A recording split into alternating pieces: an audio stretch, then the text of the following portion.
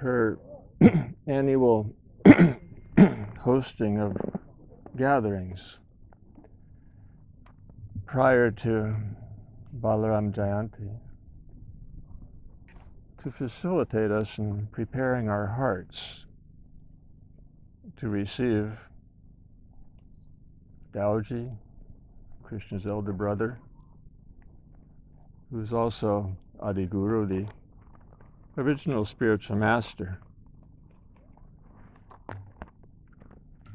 And how appropriate. Yeah, we can't hear you, Maharaj. Well, it just has to be closer.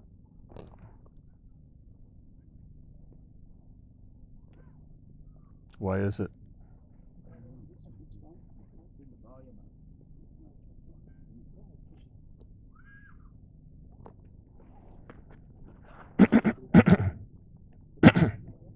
Better? Every year,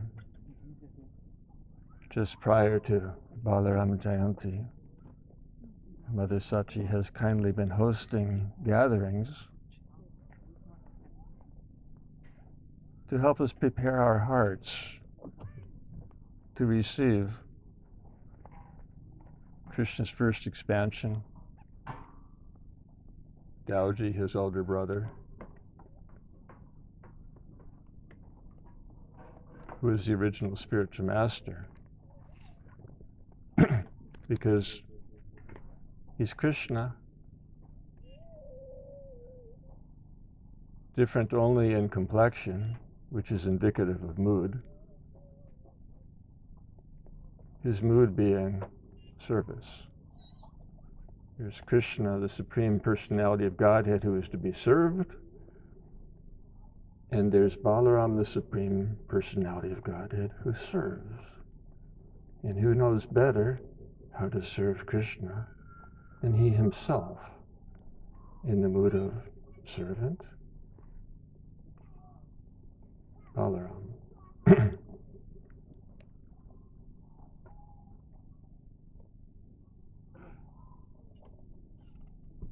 The arrangements that facilitated hosting this program today,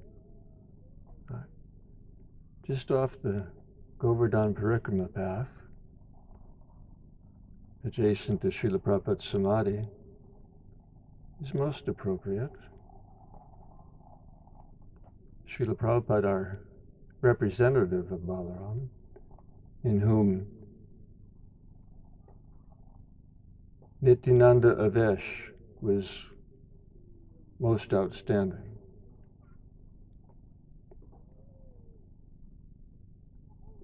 Srila Prabhupada had, as you could say, his last desire, definitely one of his final desires before departing this world, to go on an ox cart circumambulating Govardhan Hill, because Govardhan Puja was quickly approaching. And he said, we should have a picnic on Govardhan Hill. In a sense, that was his final desire before entering Samadhi. So here, adjacent to his Samadhi, furthered by the fact that we never really know where the festivals are going to be, so now the deities travel on ox cart from one place to another. And we're gathered here to have a picnic on Govardhan Hill in honor of Srila Prabhupada's last desire. And the fact that his very last words in his translation and commentary on 10th canto was the verse where, toward the end of Brahma Vimohan Lila, after Brahma touched his crowns at the lotus feet of Gopal, and in a very repentant, contrite, sober mood, very gradually rising from the dust of Brajabhumi. And Shukadev Goswami says that Brahma wiped the tears from his 2 eyes. But we know that Brahma has 4 faces. What's the significance of 2 eyes? It means that at this point, his consciousness is totally fixed on the lotus feet of Gopal. And he's entering into samadhi, as you'll see, while the pastime unfolds.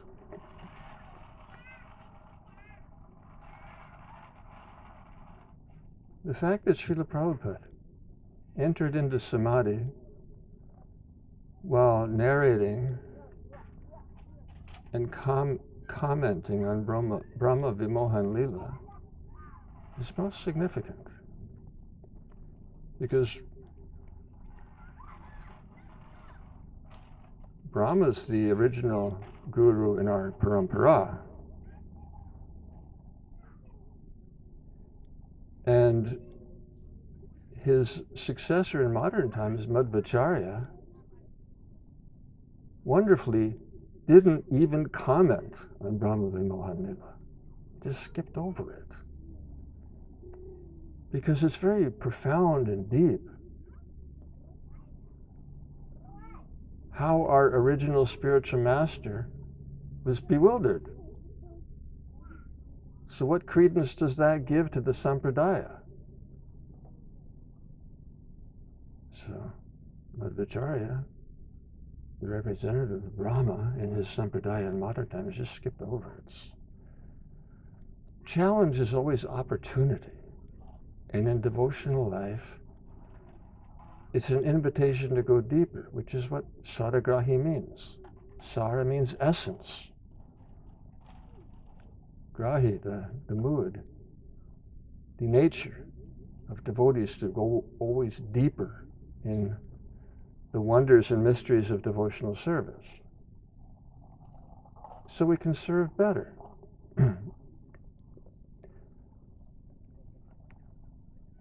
Brahma Vimohan Lila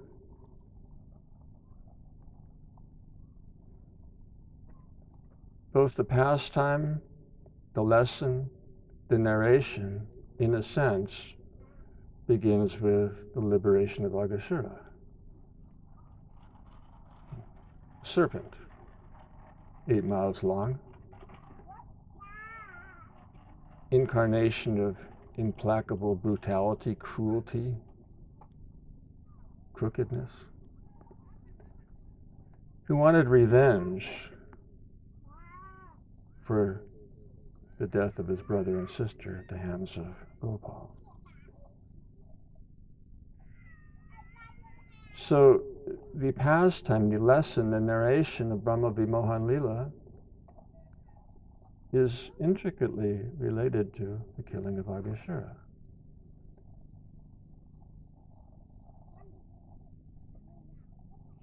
And in Brahma Vimohan Lila, you see the workings of Yoga Maya very intricately and wonderfully portrayed, which also begins in the killing of Aghasura, because when the cowherd boy saw him on the path, with its mouth wide open, his lower lips on the earth, upper lips in the clouds, and like a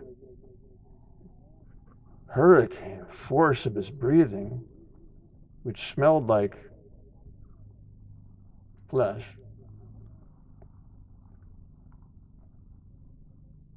they could understand this is another demon come to kill us all.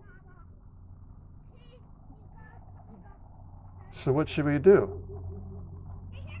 They concluded they should dance into his mouth to be swallowed by Aghasura, because Krishna will surely protect us.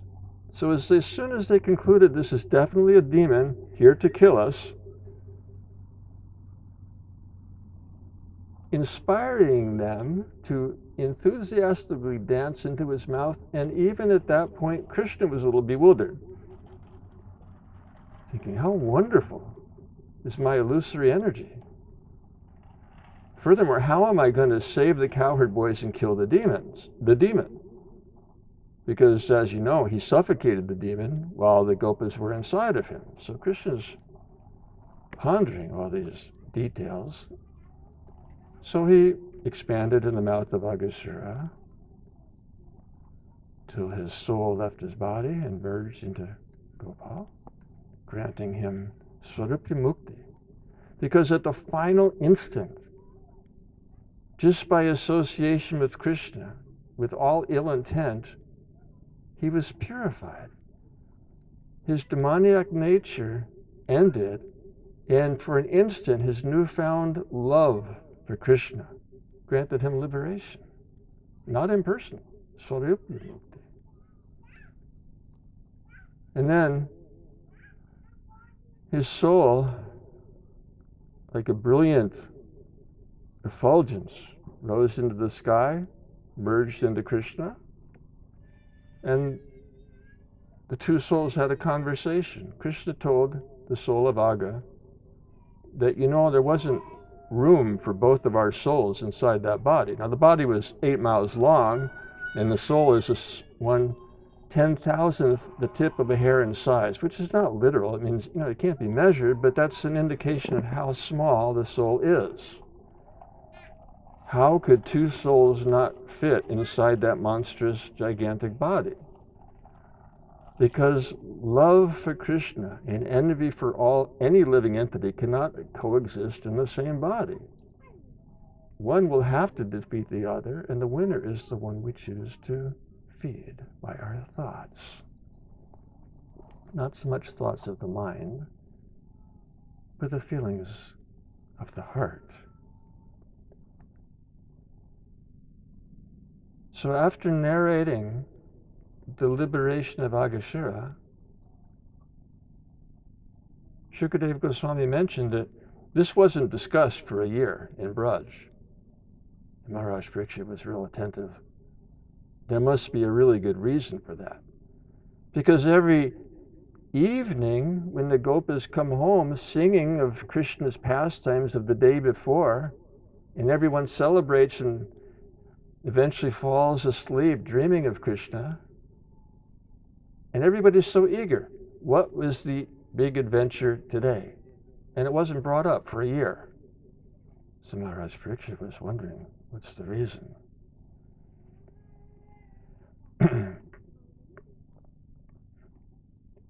So Shukadeva Goswami goes on to narrate that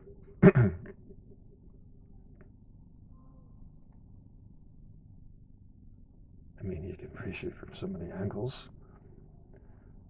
But Brahma Vimohan Leela transpired, it manifest on Balaram's birthday. Which means that Balaram was not with the Gopas that day. He was home having a party with his parents and relatives. Because Brahma Vimohan Leela could not have unfolded if Balaram had been with Krishna that day. He would never have allowed Brahma to steal the calves and the Gopas. So it had to happen on Balaram's birthday. So on the day, Krishna left especially early in the morning because he knew it was going to be a long day.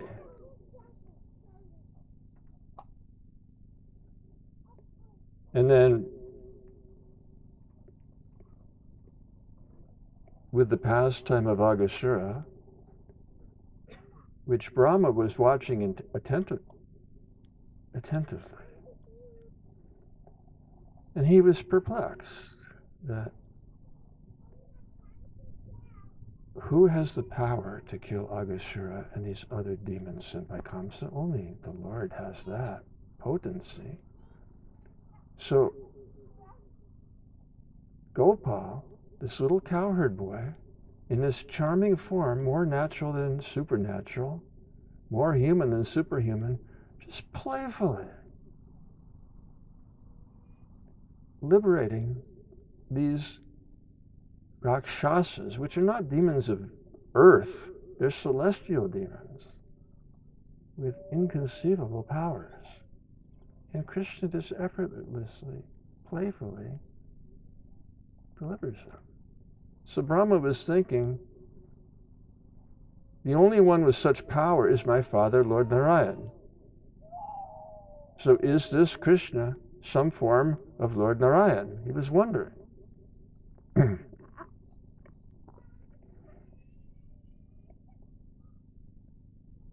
And this particular pastime, like all of them in the Boma Lila, represents certain obstacles and nartas within our hearts.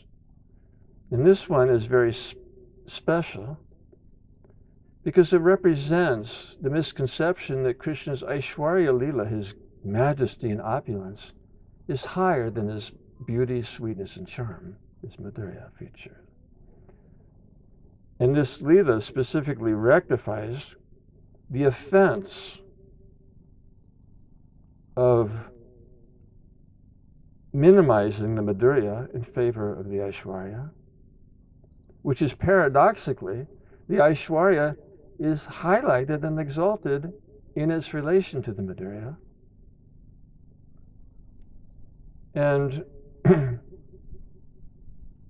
also the mistake of thinking that by speculative knowledge we can understand Krishna, because it leads to a skeptical mentality, a deficient mindset, a twisted heart set.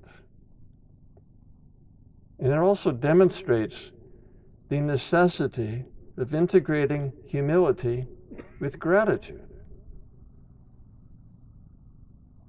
Because if you're not grateful in life, it means you think you deserve whatever comes to you. That's called entitlement,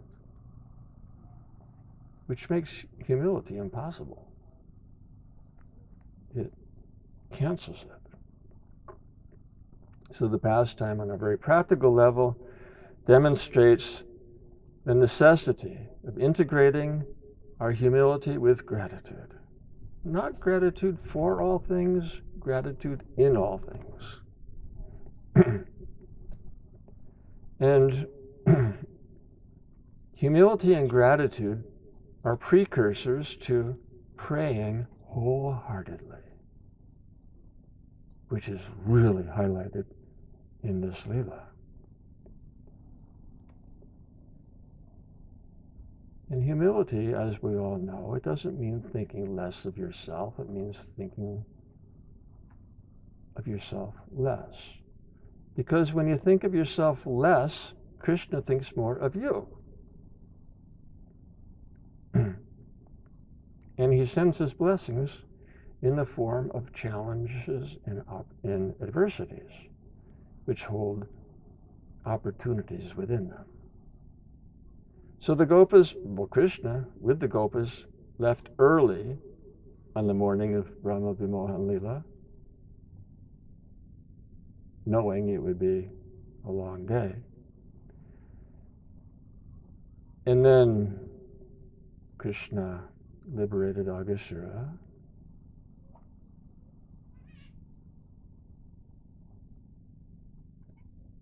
And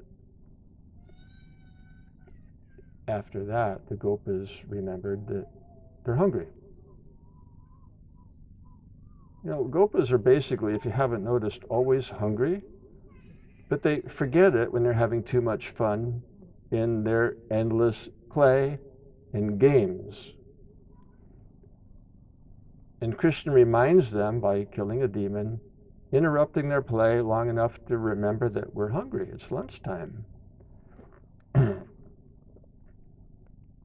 And this is where the Leela Shakti, who is in Braj, Purnamasi, extended through Vindadevi, expanded as Tulsi Maharani, whom we worship for her blessings. Krishna's Leela Shakti, Vindadevi, she approached him just at lunchtime and she asked, "Would you like to have some amusement during your picnic? I can bring Lord Brahma." And Krishna said, "Yes." So why did Krishna want Brahma to come to the picnic that day? Obviously, what's consistent always in Krishna's heart is to bring pleasure to the cows and the cowherd folk, which on this day, because he's only 5 years old, is the calves and the young cowherd boys, as well as to bring pleasure to their mothers, which you'll see as the pastime unfolds. Furthermore, to impart bliss to the heart of Brahma by granting him admittance into the Madhurya Lila. So Krishna and Balaram, well, actually Balaram wasn't there. He was at home for his birthday. Krishna surrendered to the arrangements of Yoga Maya. So Brahma is watching as Krishna says, well, this would be a nice place for a picnic. Sandy shore of the Jamuna, bees are humming so nicely, birds singing, fragrant breeze carrying the fragrance and pollen of lotuses. Let's have our picnic here. And then Krishna sat down, and the thousands of gopas surrounding him, like petals of a lotus, Krishna being the whirl. First 8 petals being Krishna's most intimate sakhas, each surrounded by their associates, expanding infinitely, while simultaneously every gopa is thinking that Krishna is looking right at me. Now, when 360 degrees around him, all the gopas and calves are thinking the same thing, not only thinking, experiencing. This is omnipotent. And they're not proud. Feeling so favored by Krishna makes them feel more humble. That of all these thousands of gopas, Krishna is looking, he's interacting just with me, it makes them more humble, not proud. They're thinking, all these others are so much better than me, but still Krishna is looking and interacting just with me. They're all experiencing that simultaneously. So they open their lunch baskets. And for plates, some use leaves, some use flowers, some use rocks, some just use their own lunch basket. And they open them up, and they start tasting what their mothers prepared for them that day. So if Krishna tastes something especially wonderful, he offers it to his friends. Try this. My mother cooked it with great love. And Brahma's watching this, that, this is not consistent with Pancharatrika Vidhi, the rules and regulations of reverential worship. So, I thought he might be some form of Narayan, but now I'm beginning to really question this boy. But then what blew his mind was when the gopas taste something their mothers had prepared, and if they found it especially wonderful, here, Krishna, try this. It means they're offering Krishna their remnants. That's not part of standard deity worship. And it gets better and better because Krishna eats with great delight what they've already sampled. And Brahma's watching this. I was thinking that this Gopal is some form of my father Narayan, but my father would never eat the remnants of farmers' children. So he was, who is this boy? So it's not actually an offense. There was no envy in his heart. There was wonder. Who is this boy, and how can I find out? So he thought he would play a trick on Krishna by demonstrating his mystic potency. So he first, as you know, took the calves. No, the calves wandered off on their own, looking for greener grasses. And the gopas were so entranced with the sentiment that Krishna was interacting just with them alone until they realize the calves are gone. So they panicked. And Krishna said, no, don't interrupt your picnic. Let me go. And I'll be back in no time. Just in case it was to be a long time, he took a lump of Krishna surprise in his left hand, which he was eating with his right hand as he wandered off into the forest, watching the freshly eaten grass, which just ended at some point. The calves were nowhere to be seen. So then he's in a dilemma. I can't go back to my boyfriend's without the calves, and none of us can go home. So what to do? Brahma thought he stole the calves, but he actually stole, just like Ravana stole Maya Sita, Brahma stole Maya Gopas. Illusory duplicates, but he didn't know that. He thought they were the real thing, and he hid them in a different place. And then he stole the Gopas. So Krishna came back to get the Gopas, and they're gone. And then he thought, well,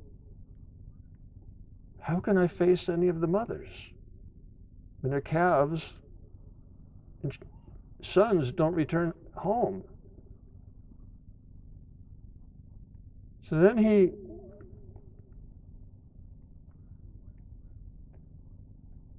evokes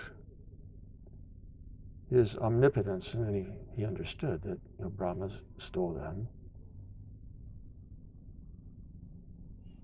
But Srila Vishwanath Chakravarti Thakur goes a little deeper. The Gopas were still there, but Yogamaya concealed them under her veil, so Krishna couldn't see them. And he couldn't see the ones that Brahma had taken. So in a dilemma, he just expanded himself as duplicates to the Gopas and calves. And then they very happily returned home, seeing, they returned home, and each calf and Gopa knew exactly what cowshed and what home to go to and how to perfectly interact with their mothers, that they wouldn't realize that these were not their sons until over a year's time, the cows and the mothers were giving more milk because of their increased affection for their sons and calves, and the milk was more nectarian, which made the calves and the Gopas intoxicated, which made the mothers more happy. And then it reached a point over the year that the cows and the mothers had more offspring. And Balarama started noticing that something really unusual is transpiring this year. And it really culminated when the cowherd men on top of Govardhan Hill, they had the cows hobbled. That means you tie their front and rear legs so they can't run away or gallop. But when they saw their calves at the bottom of the hill, they went galloping down the hill, even though they were hobbled. And then it starts to get really interesting because they overlooked their newborn calves and went right to the calves of the year before who were already weaned and not drinking their milk and offering their milk to them. And the same exact dynamic is unfolding with the human mothers who are feeling more affection and giving more milk to their older sons than the newborn ones. And this is very unnatural. And Balarama was thinking that, or maybe supernatural, but it's just a higher nature unfolding. And then when the older cowherd men were running down Govardhan Hill to catch the cows, and they were upset. The cows ran away, even though they were hobbled. But when they reached the foot of Govardhan Hill and saw their sons, they just melted in joy. Their anger vanished, dissolved. Not their new youngest sons, the ones from the year before. And Balaram is noticing all this. And he's wondering, why didn't anyone think to investigate for a whole year? What is going on?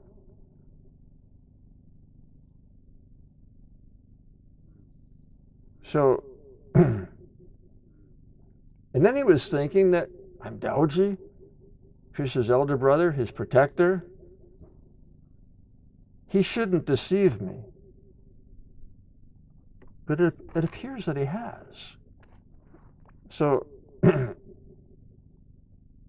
why did Krishna have to deceive Rama for a whole year? Because he didn't deceive Balaram for a whole year. Because Krishna did not want Balaram to feel separation from Sri Dhamma and the others, especially Sri Dhamma. Krishna didn't feel separation from Sri Dhamma because he was very near to him in his expanded form. And now, superficially, it seems like there's two sets of gopas. The ones Brahma took, the ones Krishna expanded into, and the originals are still there in the forest in suspended animation, invisible behind the veil of Yogamaya. So Balaram is taking notice of all these things, and he started wondering what is going on. So he invoked his own omnipotence. What kind of Maya is this? Illusion, bewilderment. So he was thinking maybe it's another trick of Kamsa, that these gopas and calves are actually demons, winning our affection so they can kill us. Or maybe they're the devas because they're always playing tricks, and they did expand into both the Jadu dynasty and the Brijavasis. So maybe was it demon Maya? Or is it Deva Maya? It's not my Maya, Balarama was thinking. Krishna, is it your Maya? Can you please explain? And Krishna indicated just in synopsis enough for Balaram to understand what was transpiring over that year. And as he did, the veil of Yoga Maya began to lift. Balaram could understand. Brahma remained mystified. Because he's seeing that Braj Lila is transpiring not only as usual, but in an exceptional way. Because he's seeing the calves and the gopas that he stole still in Braj, and he's looking back to where he hid them and they're still there. And he's looking back and forth. How does Krishna do that? Does he just transfer them from one place to another? Wherever I look, they're there? Or did he make another set? He didn't even realize that there was actually 3 sets. And where do they come from? And who are these boys? I'll use my omnipotence to find out. And he entered into samadhi, by which he became even more confused. And in a state of samadhi, he's entering into that now. At this point in the Leela, he saw that the boys all had a sapphire complexion and yellow garments. And they addressed Brahma, O Aja, which can mean either unborn or goat. And in a very playful mood, they meant, "Oh, Brahma, you are verily a goat." And he was thinking, where are the rules and regulations of devotional service gone? So, Brahma, you are verily a goat. Let us introduce you to who we truly are. And then they transformed again into four-armed Vishnu Murtis, which was verified that, these aren't some duplicates. These are the real thing, because every one of them has the Srivatsa, Kastuba, and Tulsi garlands. And all those, well, it was just a moment before, calves and cowherd boys, were now being praised by unlimited Brahmas. So Brahma is seeing before him unlimited Brahmas worshiping these Murtis in the association of many devotees, personified sankalpa, free will, time, all there in personified human form, worshiping what was just a moment ago calves and cowherd boys.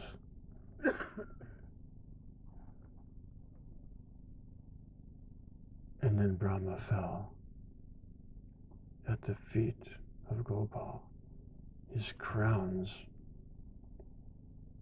in the dust of Brajbhumi, which enlightened him to understand. And then when he very slowly raised his head and with his two eyes wiped the tears from his two eyes. And then Shukadev Goswami explains what he saw. Vrindavan is the transcendental abode, the highest abode of the Lord. Because what did he see? There's no hunger, anger, or thirst there. That is the realm where even ferocious beasts live together with human beings in transcendental friendship and love. That verse was echoed by Lord Gauranga when he was traveling through Jharkhand. He saw the deer and the tigers embracing, the elephants and the rhinos dancing together, all of them chanting Hare Krishna. He quoted the same verse. Vrindavan is the supreme abode of the Lord, where there's no hunger, anger, or thirst, no enmity, no envy, no cruelty, because even ferocious animals live together with human beings in transcendental friendship. And then Brahma began his most eloquent prayers. And this is where Srila Prabhupada also entered in Samadhi. This is the last verse he translated and commented on in his earthly pastimes.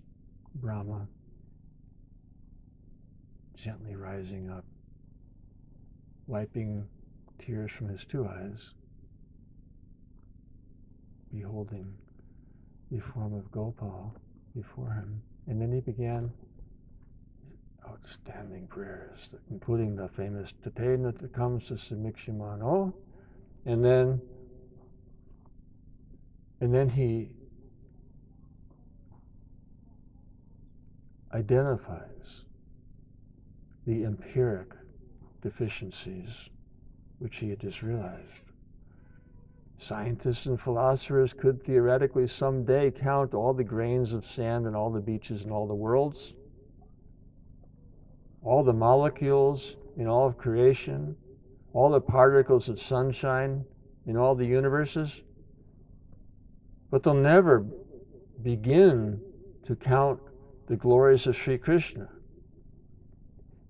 And this is not mere poetry, this is literal. because he's talking about Sankarshan, who is aware of all these unlimited details of creation. But as Kaviraj Goswami says, even Sankarshan, with his thousands of mouths, never reaches the end of one day's pastimes in Lord Chaitanya's Leela. So he's just, and then his final prayer of supplication, may I be born in Vrindavan to have the dust of the cows and the gopas dusting my head with their enlightening influence. And while Brahma's offering all these prayers to little Gopal, Gopal's still standing there with the same lump of Krishna surprise in his left hand from a year ago, wondering, who is this four-headed personality? And where has he come from? And what's he talking about? I don't understand any of this. I just want to find my friends. Gopal didn't say one word. And only by his silence he indicated to Brahma that that's enough. You can go back to Brahma Loka now. And yet Srila Vishwanath Chakravarti Thakur suggests an internal dialogue between the two. And this is most profound and practical. Gopal is telling Brahma that ordinary people in this world are grateful when they receive a gift they consider to be meaningful and valuable. I'm not like that, Gopal said. I am grateful for gifts my devotees will offer me in the future, and I reciprocate with them in advance. And you can put that verse to practical application by practicing gratitude in all things, and then experience what that does to your consciousness, your feelings, your moods, how it elevates them. I mean, it takes practice and patience. It elevates your consciousness to the level of the goal, which is our intention, which is love of God. Experience is providential grace, even before we're qualified for it.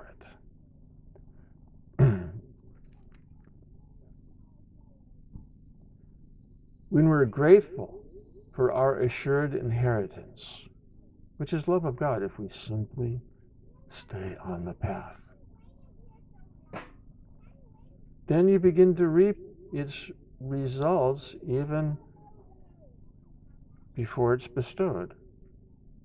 Because Krishna tells us in Bhagavad Gita that for those who worship him with unalloyed love, always meditating on his transcendental form, he preserves what they have and carries what they lack. And empowerment ensues.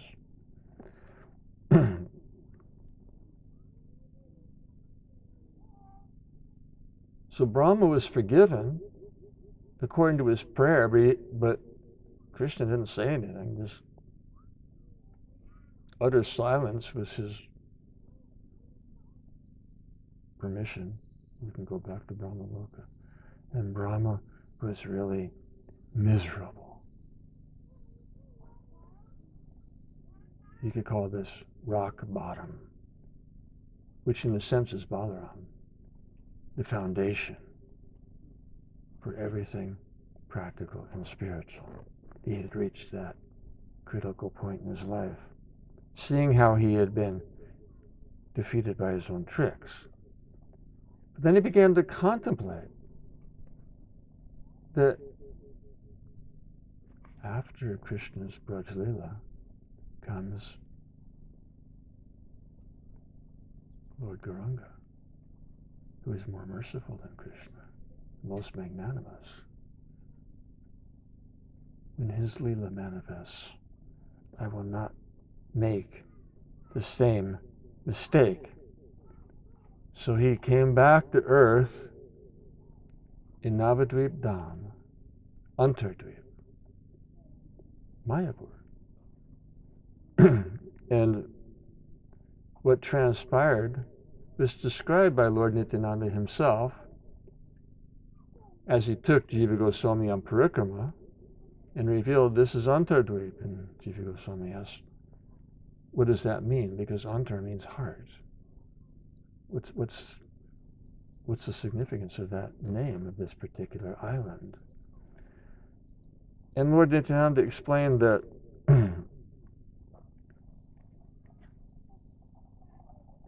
that's where Krishna's heart was revealed to Brahma. He came there and performed intense tapasya for a long period of time until Lord Gauranga appeared to him.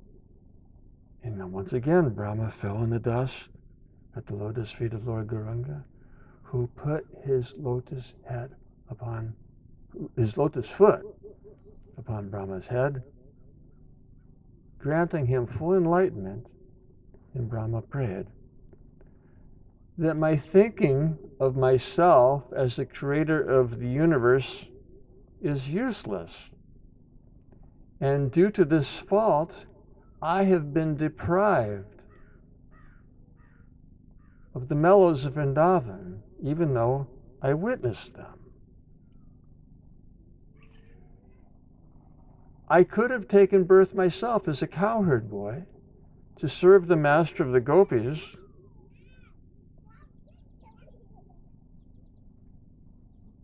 I, Shiva, Indra, we're all your subjugated servants, but we're not so fortunate as the Brijabasis, because we are still covered with the net of illusion. 100 trillion years of my life has been wasted thinking I'm the controller. What will become of the next 100 trillion years? You could call that midlife crisis, which it was. And he prayed to Lord Gauranga, please grant me birth here on earth as one of your associates so I can sing your glories. And Lord Chaitanya replied that, Tatashta, even before my birth, you will be born into a Muslim family and become famous for your deep humility and for chanting 300,000 names of Krishna every day.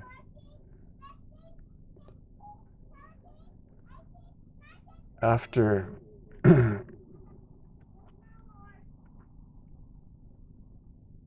and when you leave this world in that form, you'll be seeing me face to face,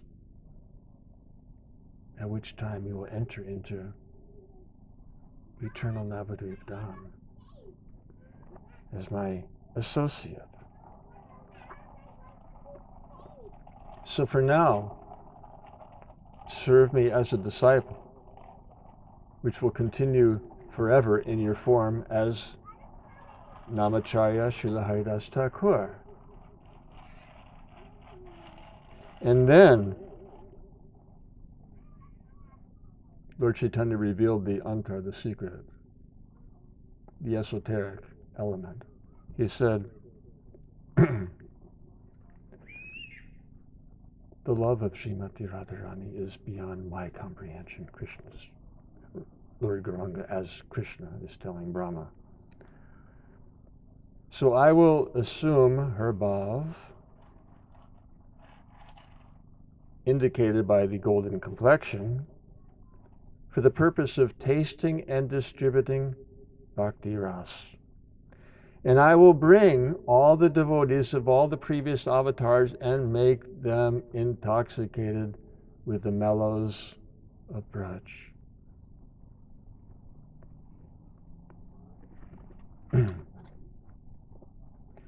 Taking the position of Sri Radha, I will taste the nectar which she alone can taste in serving me. So now, be my disciple. Sing my glories forever as Haridas Thakur. And then Lord Gauranga disappeared. Brahma fell back in the dust of Navadvip Dham, weeping for many days, praying, O friend of the poor, dear to the devotees, Lord Gauranga, when will I see you again? So the heart of Brahma was melted, forged in Brahma Vimohan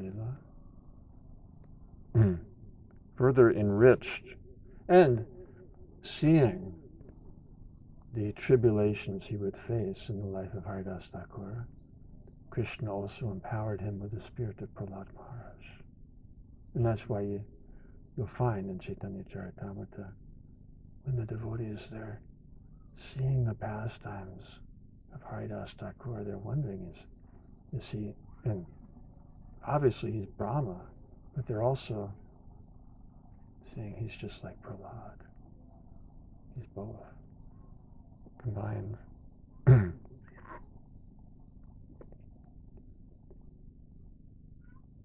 So that's the verse. Brahma rising from the dust of Brajapuni, wiping the tears from two of his eyes, because he's entering Samadhi, just as Srila Prabhupada entered Samadhi here. And just before entering Samadhi, he told the devotees, first he said he wanted to go on Vrindavan Parikrama in an ox cart. But then he thought, Govardhan Puja is coming. We should do Govardhan Parikrama. Have a picnic on Govardhan Hill.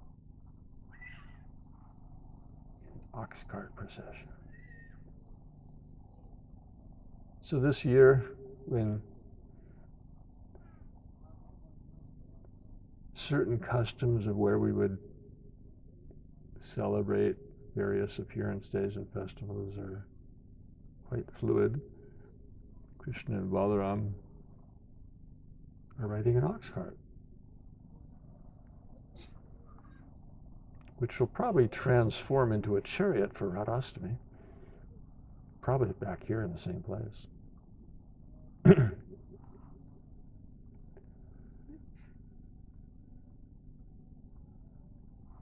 So, what does that verse mean? Vrindavan is the transcendental abode of the Lord, where there's no hunger, anger, or thirst,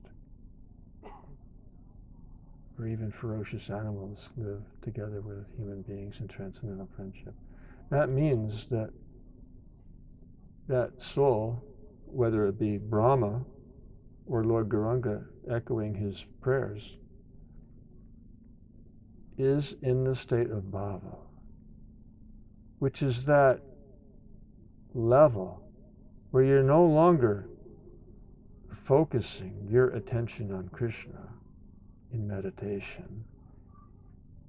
It's that stage where he's actually entering your meditation and revealing the spiritual world, as Srila Prabhupada did for us here in New Vrindavan.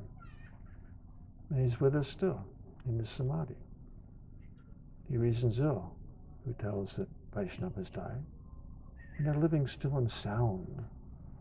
Vaishnavas die to live, and their life is spreading the holy name around, as so perfectly demonstrated in the Leela of Mamacharya Haridas Thakur, which was the fulfillment of his experience in Brahma Vimohan Leela, which was the critical juncture where Srila Prabhupada also entered into Samadhi, into Braj Leela.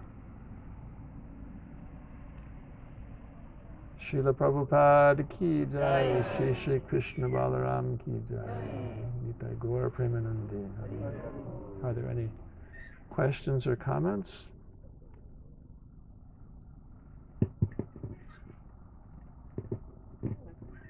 Yes.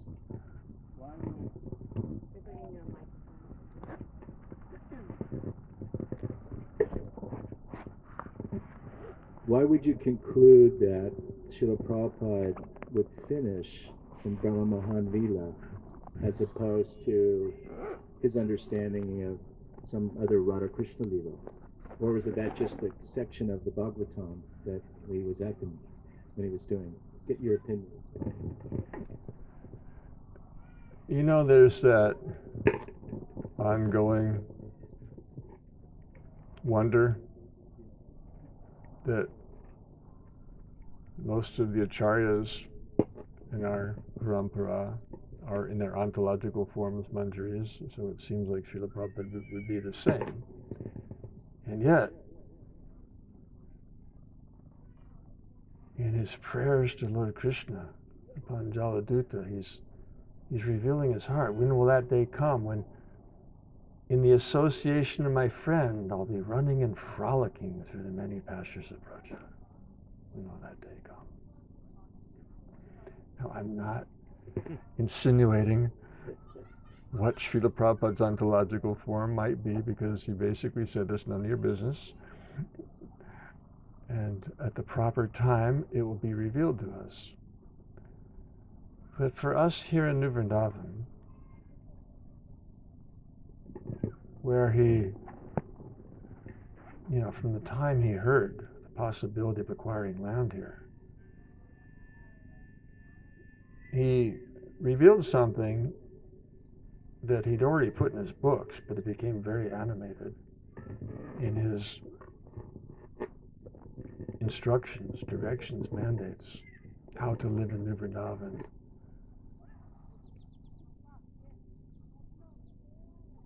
Satisfied, happy with the bounty of nature, dependent on the cows and agriculture. And he specifically mentioned 3 holy places: Radhakund, Shamakund, Govardhan Hill. So for those in the plow department who saw Srila Prabhupada as Nityananda Vesh, so the compassion, grace of Lord Nityananda, and at times the ecstasy of Balaram. Srila Prabhupada would kind of drift sometimes from,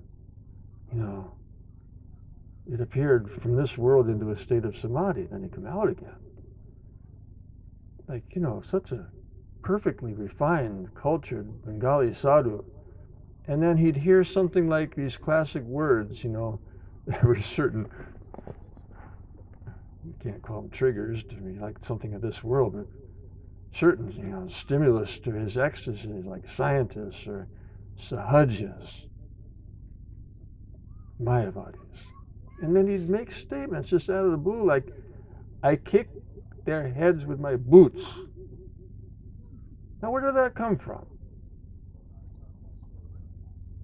What? Tom Das Thakur also said the same thing. So, where's that coming from? Srila Prabhupada never wore boots. It's the ecstasy of Balaram.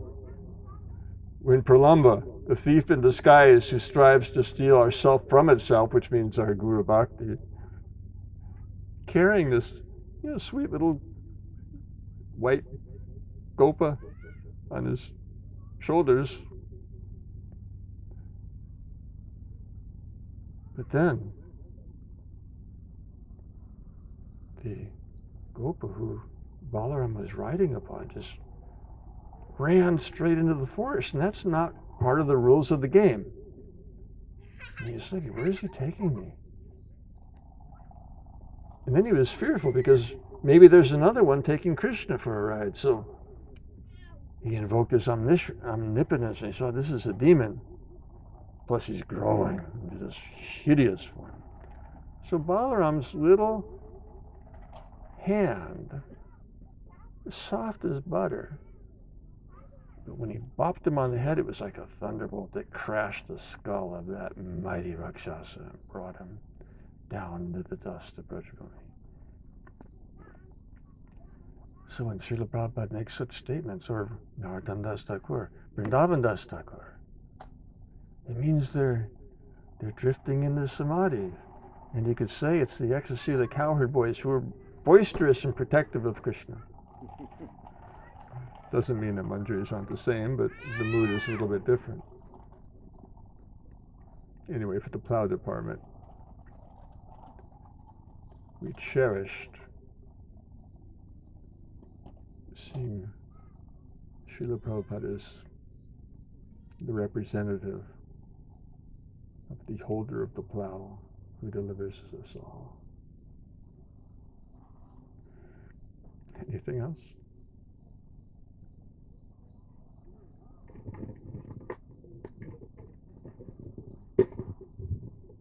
Thank you very much. Thank you. I'm wondering if you could explain more when you say gratitude in all things.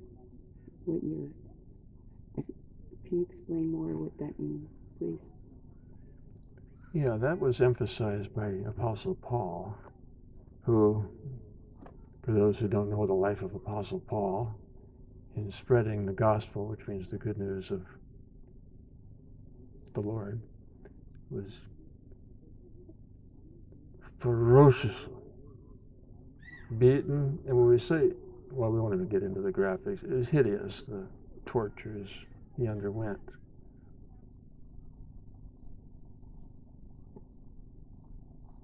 Chained in prison to Roman guards, but all the time always praising the Lord. Are we grateful for abuse, for torture, for cruelty? No, we're not grateful for those things. Look at the example. Haridas Thakur, not grateful for the torture, the attempts to execute him in the most shameful manner, not grateful for the abuse, grateful for the gift of human life and the treasure of Krishna consciousness.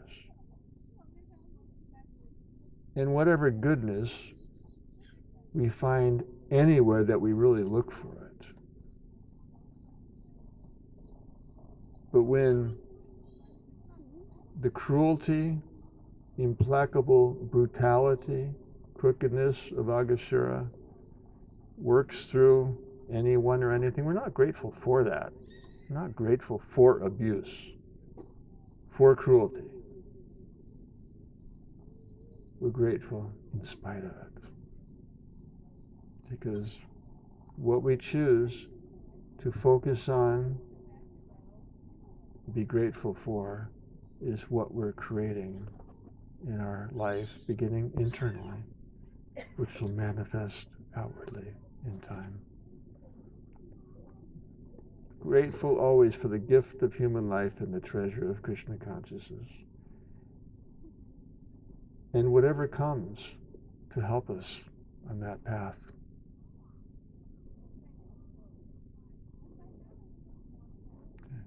Thank you. Thank you. Anything else? Krishna Maharaj. Hare Krishna.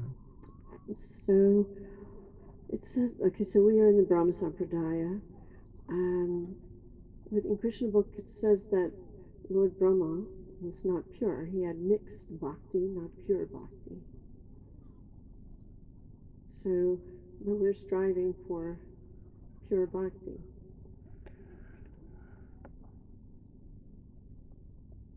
But he had material desires, so therefore it wasn't pure bhakti. Even though he's exalted soul because of the position that he has. Well, first of all, there's unlimited Brahmas in creation. Right? And then Brahma is a post that changes. So which one is Srila Prabhupada referring to?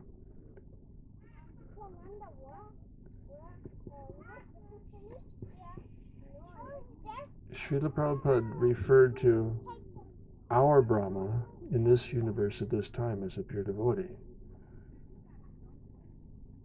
Whether he attained that status, through the sequence from Brahma Vimohan Lila to his appearance as Haridas Thakur, whether that was always his status, but he was doing what so many Nitya Siddhas do, is posing as a conditioned soul, largely to help us so we can relate to their path and follow it.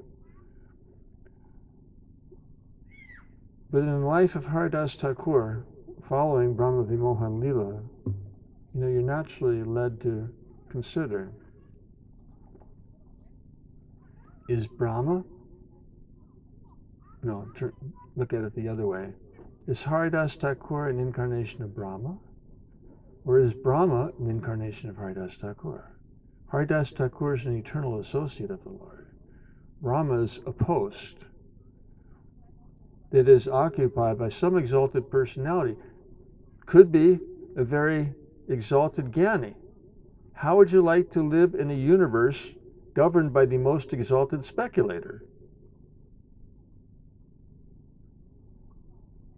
We live in a universe created by a pure devotee who is not always acting as a pure devotee would, as in Brahma Vimohan Lila and other pastimes of Lord Brahma that manifest conditioned souls' deficiencies. Whether that's Yoga Maya, who's covering their pure consciousness so that they do things like we do so we can relate to them and follow the path they tread to transcend that, or whether, Srila Prabhupada is talking about other Brahmas or the post of Brahma, which does not necessitate a pure devotee. But in the pastimes of Lord Gauranga, where where the Lord himself endorsed that Haridas Thakur is Lord Brahma, who is an eternal associate of the Lord, we can conclude that the Brahma in this universe at this time is a pure devotee.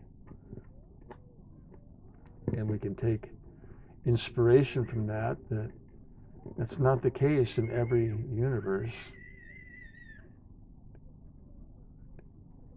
and every manifestation of the cosmos. So take inspiration to finish what we're here for now. Oh, there are so many advantages. Hare Krishna, Guru Maharaj. Hare Krishna. Maharaj, I have a question. Is it Brahma Samhita was sung by Brahma? So is it the same Brahma that got bewildered, or is it after the Brahma Vimohan Leela, or is it a different Brahma, or how? No, it's our Brahma, but Krishna Lila is not linear, it's cyclical. So you can't evaluate it in chronological time. There's chronos, which is chronological time, and there's kairos, which is quality of time. So, Brahma was first enlightened with Chaturshloki, and he learned Bhagavatam in that essential form. And then, there's past times where he's behaving like a conditioned soul. Doesn't mean he is one. And then, early on in creation, he hears tapa, he follows that instruction. Krishna, Srila Prabhupada said Krishna shook his hand. It means he took him by the hand and revealed to him the spiritual world. But then later, when he sang the Brahma Samhita, he's seeing a whole different dimension of the spiritual world than he did previously. So it's cyclical, going deeper. or Brahma, this universe at this time. But due to the cyclical on the cyclical path, you'll keep coming back to the same place, but you'll be on a deeper level. And you can say that about pastimes. You can say that about tirthas, that we keep coming to the same pastimes, we keep coming to the same tirthas. And we keep hearing more and more chapters of their glories. Because it's cyclical, it's going deeper. Sadhagahi Vaishnavas. So we see that in the life of Brahma. Early on, Krishna reveals to him Vaikuntha. And he fashions the universe off that image, like a blueprint. Later, he sees Goloka Vrindavan, and his conclusion was that I'm eternal maidservant of Krishna. Going deeper dimensions. Okay? Hare Krishna Maharaj, thank Hare you for the Krishna. wonderful class. Thank you. I have two questions, maybe their answers are interconnected, about understanding the role of Brahma. The first is maybe very basic one. We don't see hardly any temple of Brahma in India. Lord Shiva is born of Brahma, but then his abode is not annihilated, right? And the Brahma dies. So I'm trying to understand why Brahma, being the secondary creator, is not worshipped like Lord Shiva, and his abode, he dies, but Lord Shiva does not. Is that accurate? Mahabodhi, to answer that question? I'll let you, Maharaj. I don't know if I would say some nice things. Please start. First of all, as was already stated, Lord Brahma is a post, but Lord Brahma, he's come as the sub-creation for the material planets, to create the material under the instruction of Mahavishnu, of Krishna. And Lord Shiva, although he is there's an eternal part of Lord Shiva that is the same mixture as Krishna, as Lord Shiva. Then there's I don't know what you want to call it, subparts. And then again, there's the Rudras and the different aspects which in this material world causes this ahankara into this material world, which causes this illusion that for all the living entities have. So the clarity is in the Bhagavatam, it mentions that even Lord Shiva and Lord Brahma, they can't understand when it goes into the 12th canto. It's explaining that the goal there is actually to worship in the moods of the Brajavasis and to hear and chant the holy names of God. And it says in those platforms, neither Brahma nor Shiva actually can enter into those pastimes without the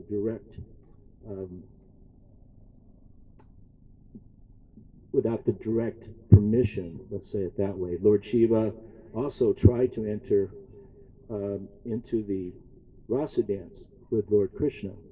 And of course, I'm not going to tell the whole story of Gopeshwar Mahadev, but of course the platform is in that rasa dance. There's only one enjoyer, and that's Krishna. So everyone else is servitor, and Lord Shiva had the male mood, so he wasn't allowed to be entered, but through the mercy of Purnamasi, and he had this gopi form, and Krishna actually kind of chuckled at that, but then he gave him the position of the guardianship for whoever can go into the Rasastali. So therefore all the gopis and all the people, before they go into Vrindavan, they all worship Lord Shiva. But Lord Shiva, he's not, nor Lord Brahma, because they are also deities within this material world, representing the modes of passion and the modes of ignorance. The three modes of material nature are a subcategory of this material pradhan. when it's entered into by Mahavishnu into Lord Shiva's glance. So their positions are not the same position as Lord Krishna, obviously, but at the same time, when Lord Brahma leaves, he stays for a period of time, and then he either goes back to the spiritual world, having been trained by his association with the Nityasiddhas of Lord Krishna's platform, or he again may go back into the slumber of Mahavishnu, and then another person who's ever qualified may take that post. Where Lord Shiva, he has a post outside of this material realm, and he never in that platform he never is decimated. His material body, they roll up and goes back into that particular form. So there's more to say, but I think I'm just going to leave it. In other words, the blessings of Lord Brahma and the identity of Lord Brahma are not comparable to that of the Supreme Lord. So, I mean, I'm sure there's details behind it we're not aware of, but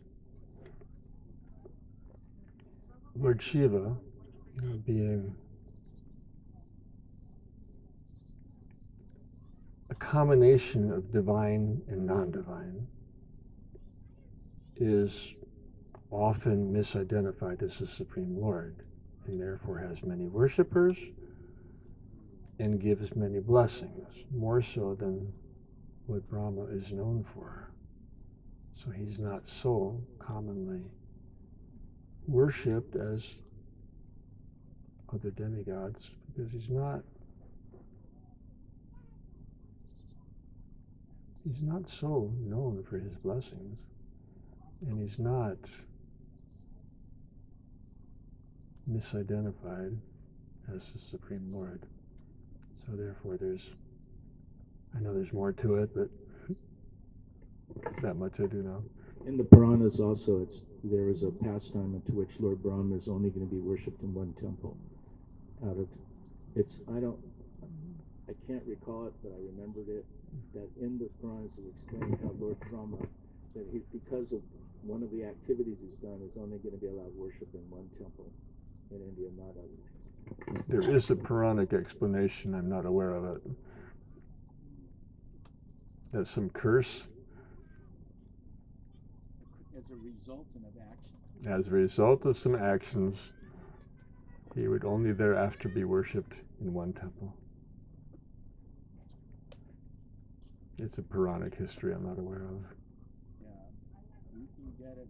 My wife's here somewhere. There's this big Puranic dictionary of all the different things, and it's found in there. Mm-hmm. Remember reading it? Can't remember the whole thing. Same here. I also had that same. How come Lord Brahma's only, worshipped in one temple? It's in the Puranas. Yeah. I have a request. You spoke a lot about Lord Brahma, but can you just say something really sweet again about Lord Balarama before we end?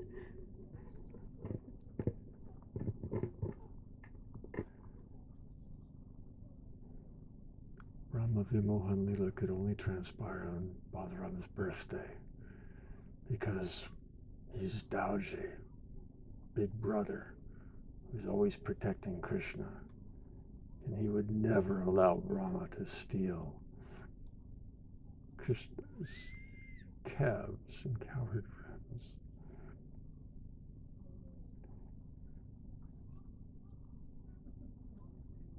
So, as Lord Nityananda very wildly sang as he wandered through Hastinapur, "May the holder of the plow deliver us all."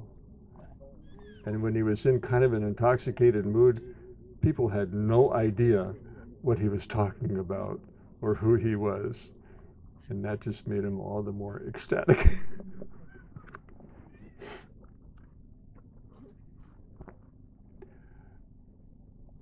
Of course, we could talk about things like the plow, but that would go on forever, so leave it at that. May the holder of the plow deliver us all. That's Lord Nityananda's own prayer, repeatedly in great ecstasy and intoxicated mood, singing throughout Hastinapur, and yet nobody recognized who he truly was.